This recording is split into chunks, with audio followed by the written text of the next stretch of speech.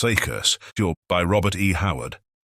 And some return by the failing light, and some in the waking dream, for she hears the heels of the dripping ghosts that ride the rough roof beam.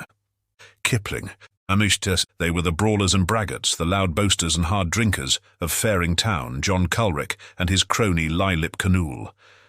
Many a time have I, a tousled-haired lad, stolen to the tavern door to listen to their curses, their profane arguments and wild sea-songs, half fearful and half in admiration of these wild rovers. Aye, all the people of faring town gazed on them with fear and admiration, for they were not like the rest of the faring men. They were not content to ply their trade along the coasts and among the shark-teeth shoals. No yawls, no skiffs for them. They fared far, farther than any other man in the village, for they shipped on the great sailing ships that went out on the white tides to brave the restless grey ocean and make ports in strange lands. I mind it was swift times in the little sea-coast village of Faring, when John Culrick came home with his furtive Lylip at his side, swaggering down the gangplank in his tarry sea clothes and the broad leather belt that held his ever-ready dagger, shouting condescending greeting to some favoured acquaintance, kissing some maiden who ventured too near. Then, up the street, roaring some scarcely decent song of the sea, how the cringers and the idlers, the hangers-on, would swarm about the two desperate heroes, flattering and smirking, guffawing hilariously at each nasty jest.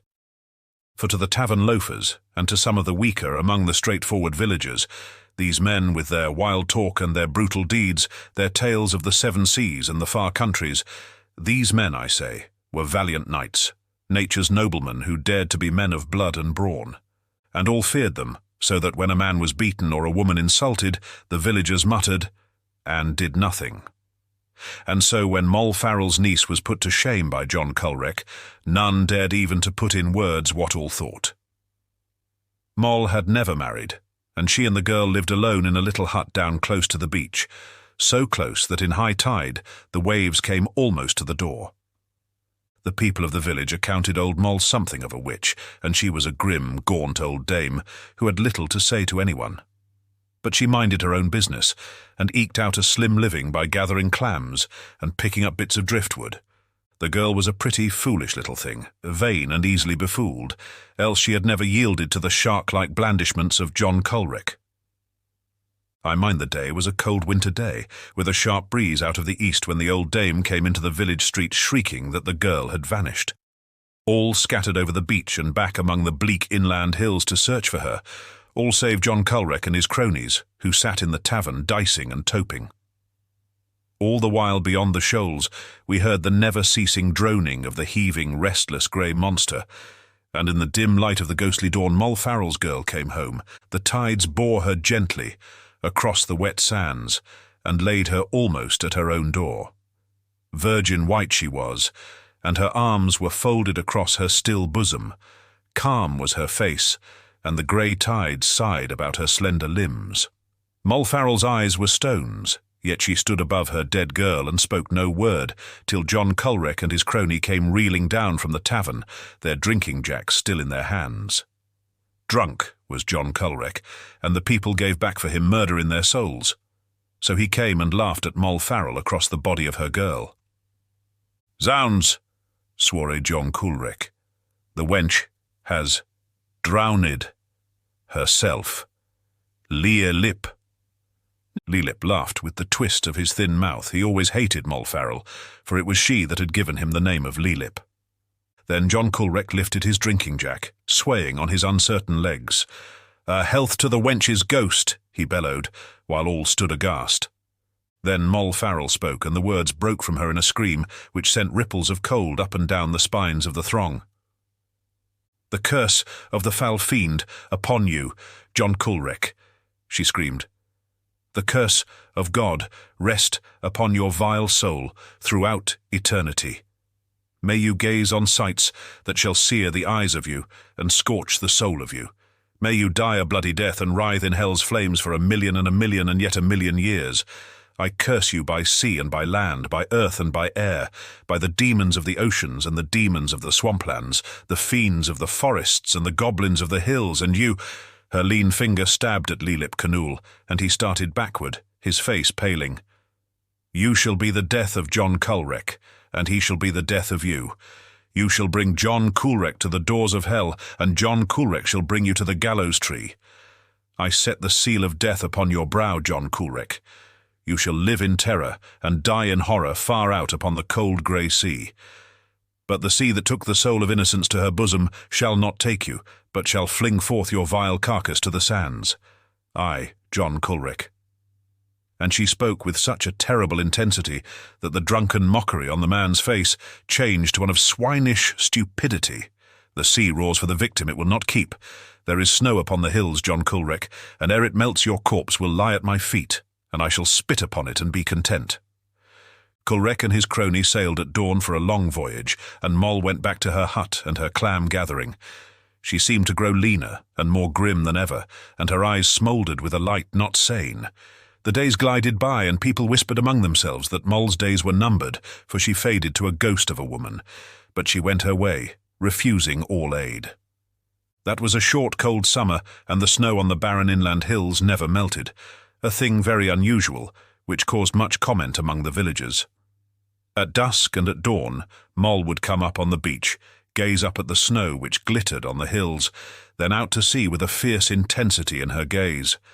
Then the days grew shorter, the nights longer and darker, and the cold grey tides came sweeping along the bleak strands, bearing the rain and sleet of the sharp east breezes. And upon a bleak day, a trading vessel sailed into the bay and anchored, and all the idlers and the wastrels flocked to the wharfs, for that was the ship upon which John Culwreck and Leelip Canool had sailed. Down the gangplank came Leelip, more furtive than ever, but John Culwreck was not there. To shouted queries, Cannell shook his head. "Culwreck deserted ship at a port of Sumatra," said he.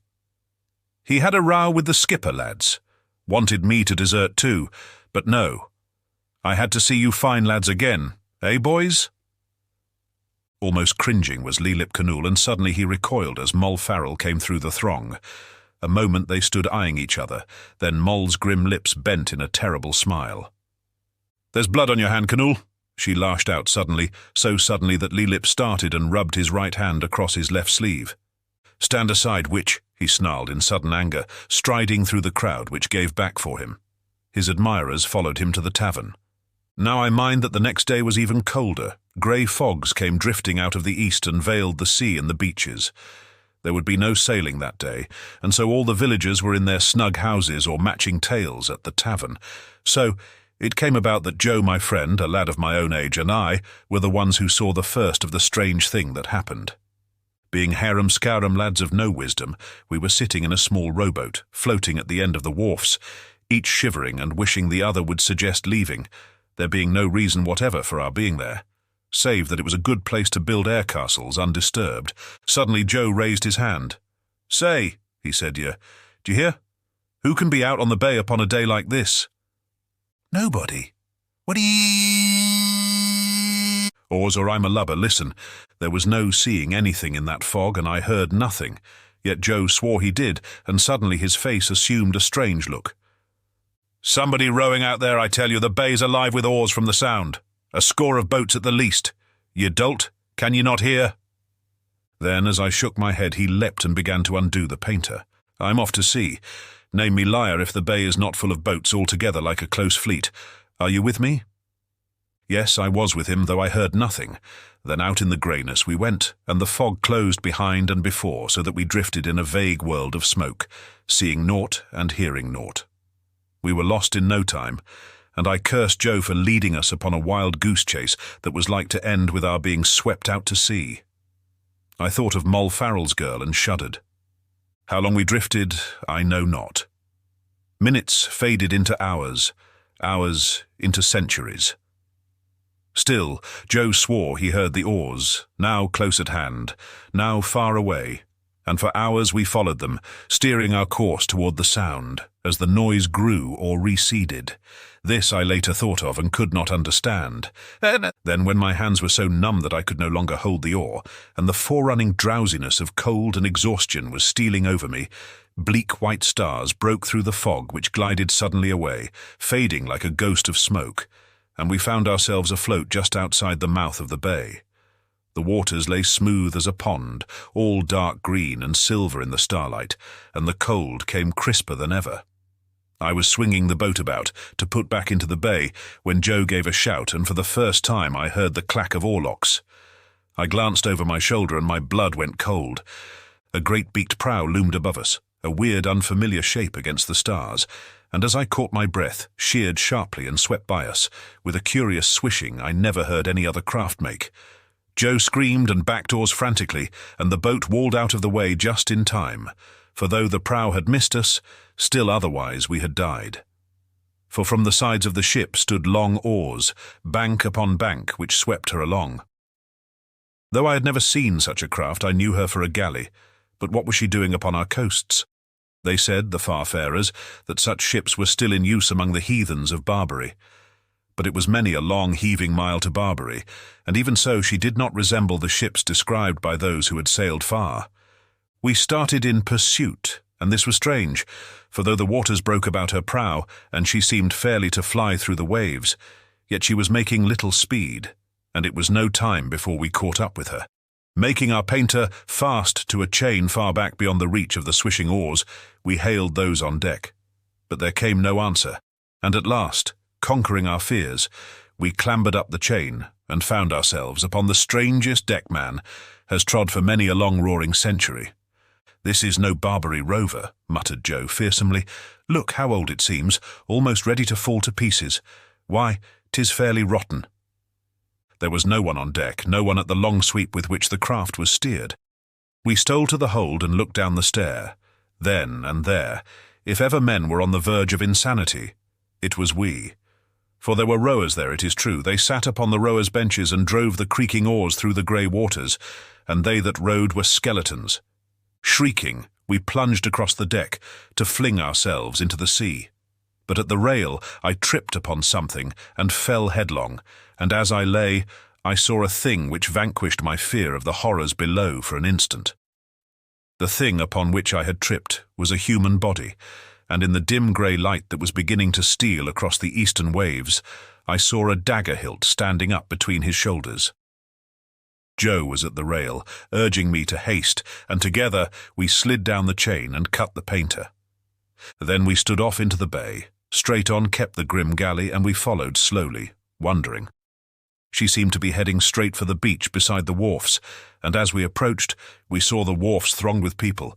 They had missed us, no doubt, and now they stood there in the early dawn light, struck dumb by the apparition which had come up out of the night and the grim ocean. Straight on swept the galley, her oars a swish. Then as she reached the shallow water, crash, a terrific reverberation shook the bay. Before our eyes the grim craft seemed to melt away. Then she vanished, and the green waters seethed where she had ridden, but there floated no driftwood there, nor did there ever float any ashore. Aye, something floated ashore, but it was grim driftwood. We made the landing amid a hum of excited conversation that stopped suddenly. Moll Farrell stood before her hut, limbed gauntly against the ghostly dawn, her lean hand pointing seaward, and across the sighing wet sands borne by the grey tide, something came floating, something that the waves dropped at Moll Farrell's feet. And there looked up at us as we crowded about, a pair of unseeing eyes set in a still white face. John Culwreck had come home.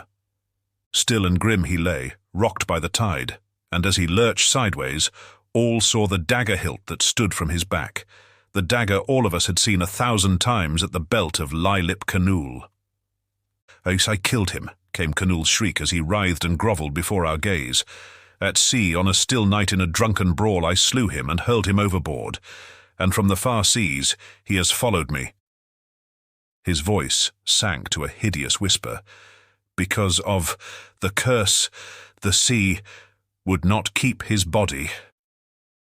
And the wretch sank down, trembling, the shadow of the gallows already in his eyes. "Aye, strong, deep, and exultant," was Moll Farrell's voice. "From the hell of lost craft, Satan sent a ship of bygone ages, a ship red with gore, and stained with the memory of horrid crimes. None other would bear such a vile carcass. The sea has taken vengeance and has given me mine. See now, how I spit upon the face of John Culwreck." And with a ghastly laugh she pitched forward, the blood starting to her lips, and the sun came up across the restless sea.